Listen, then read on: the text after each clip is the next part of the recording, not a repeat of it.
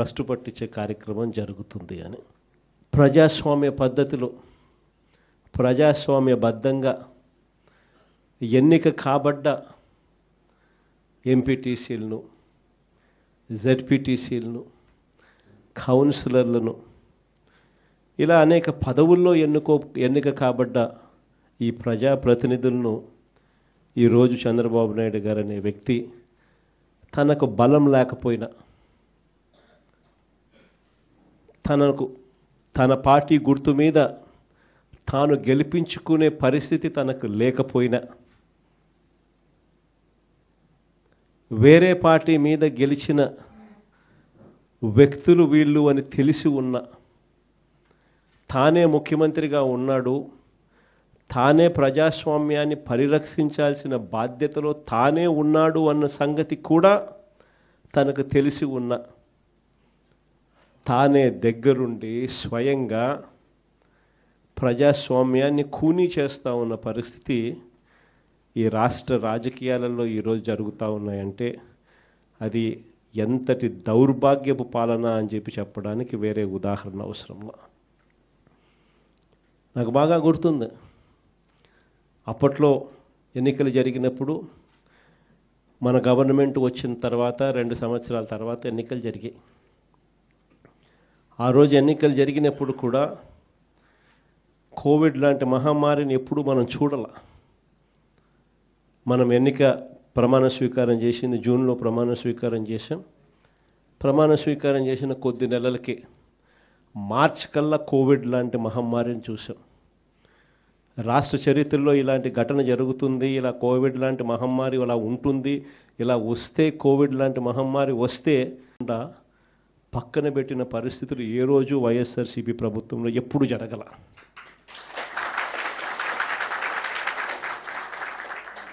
మనకున్న సమస్యలు ఎన్నున్నా కూడా చిక్కటి చిరునవ్వునే చూపించి ఎన్నికల వేళ ఏదైతే మాట చెప్పామో ఆ చెప్పిన ప్రతి హామీని, ఆ మేనిఫెస్టోలో చెప్పిన ప్రతి హామీని సీఎంఓలో నా దగ్గర నుంచి మొదలెడితే ఆ పాంఫ్లెట్ కాగితం కలెక్టర్ల కార్యాలయాల దగ్గర నుంచి, సచివాలయాలు సెక్రటేరియట్లో ఉన్న హెచ్ఓడి కార్యాలయాల దగ్గర నుంచి, సెక్రటరీలుగా పనిచేస్తూ ఉన్న అధికారుల దగ్గర వరకు కూడా ప్రతి కార్యాలయంలోనూ కూడా ఈ మేనిఫెస్టో అన్నది ప్రతి కార్యాలయంలోనూ కూడా డిస్ప్లే పెట్టి ప్రతిరోజు దాన్ని నా దగ్గర నుంచి, మంత్రుల దగ్గర నుంచి, సెక్రటరీల దగ్గర నుంచి, కలెక్టర్ల దగ్గర నుంచి, హెచ్ఓడీల దగ్గర నుంచి ప్రతి ఒక్కరూ దాన్ని చూసేట్టుగా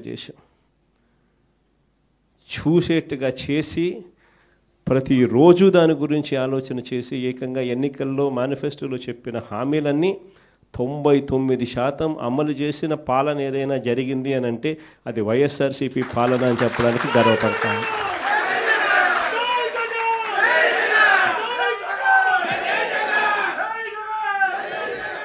అంత గొప్పగా ప్రజలకు మంచి చేయగలిగాం కాబట్టి 2 ఏళ్ల తర్వాత ఎంపీటీసీలు, జెడ్పీటీసీలు, సర్పంచులు, కౌన్సిలర్లు ఈ ఎన్నికలు ఏ జరిగినా కూడా మొత్తం అన్నింటినీ స్వీప్ చేసాం.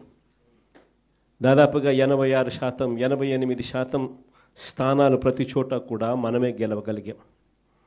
ఆ రోజుల్లో నాకు బాగా గుర్తుంది, మున్సిపాలిటీలు జరిగాయి, రాష్ట్ర వ్యాప్తంగా క్లీన్ స్వీప్ చేసినాం.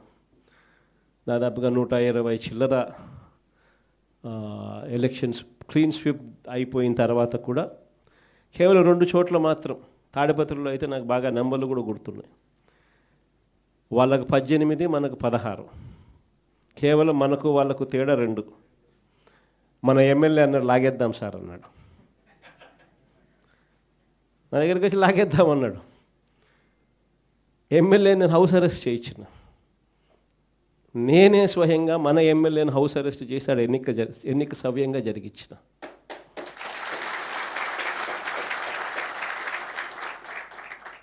వైఎస్ఆర్సీపీ హయాంలో అంతగా ప్రజాస్వామ్యానికి కట్టుబడి ప్రజాస్వామ్యానికి పరిరక్షకులుగా ఉన్న ముఖ్యమంత్రి స్థానంలో ఉన్న వ్యక్తి పాలన ఎలా చేయాలి అని చెప్పి చూపించాడు ఆ రోజు మున్సిపల్ ఎన్నికలు. ఈరోజు ఏం జరుగుతూ ఉంది?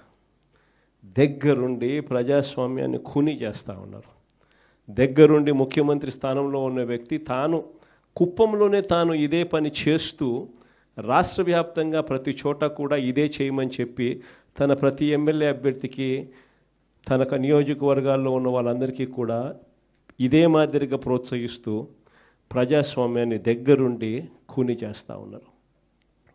ఇలాంటి చెడిపోయిన రాజకీయ వ్యవస్థలో విలువలకు తావిచ్చి విశ్వసనీయత అన్న పదానికి అర్థం చెబుతూ ప్రజల తరపున నిలబడడానికి సిద్ధమై ఎంపీటీసీ లాంటి చిన్న పోస్టుల్లో ఉన్న వాళ్ళైనా,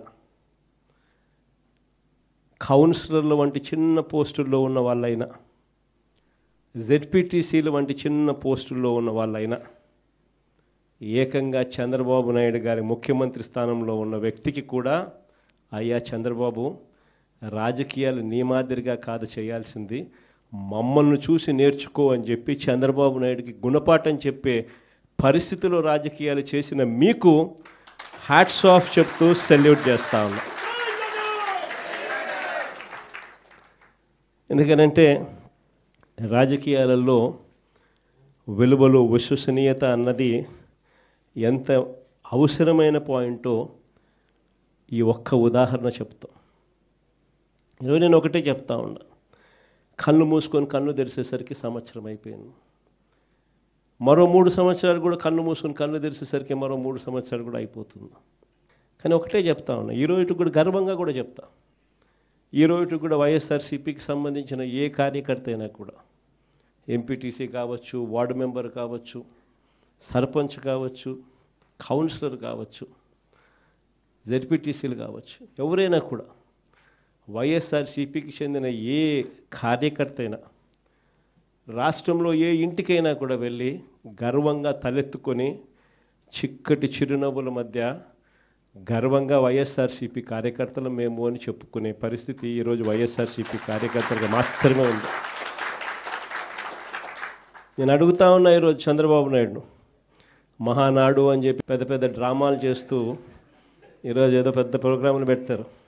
నేను అడుగుతా ఉన్నా, మీ వేదికపై నుంచి నీకు చెప్పే ధైర్యం ఉందా? మీ కార్యకర్తలను గడప గడప తిప్పే ధైర్యం మీకు ఉందా అని అడుగుతా ఉన్నా. ఇదే చంద్రబాబు నాయుడు.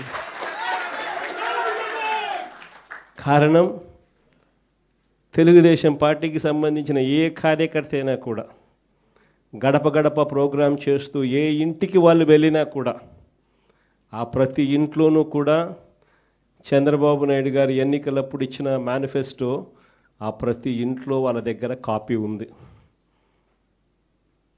ఆ ఎన్నికల మేనిఫెస్టో వాళ్ళ ఇంట్లో కాపీ ఉంది. ఎన్నికలప్పుడు వీళ్ళు పబ్లిసిటీ ఇస్తూ వీళ్ళు మర్చిపోతారేమో అని చెప్పి 1కి 2 సార్లు 3 సార్లు 4 సార్లు కార్యకర్తలందరినీ కూడా తిప్పుతూ ప్రతి ఇంటికి వెళ్ళి వీళ్ళు చెప్పిన మాటలు ప్రతి ఇంట్లోనూ కూడా ప్రజలకు గుర్తుంది.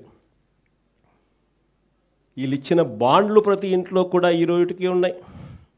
ఒకవైపున చంద్రబాబు ప్రభుత్వం ఇచ్చిన ఏ హామీని నెరవేర్చకుండా సూపర్ 6లు, సూపర్ 7లు గాలి కుదిలేసి 143 హామీలను పూర్తిగా పక్కకు వదిలేసి, ఇంతకుముందు చెప్పినట్టుగా చిన్న చిన్న హామీలు, ఏది బస్సు, ఇది పెద్ద హామీ కూడా కాదు, చిన్న చిన్న హామీలు.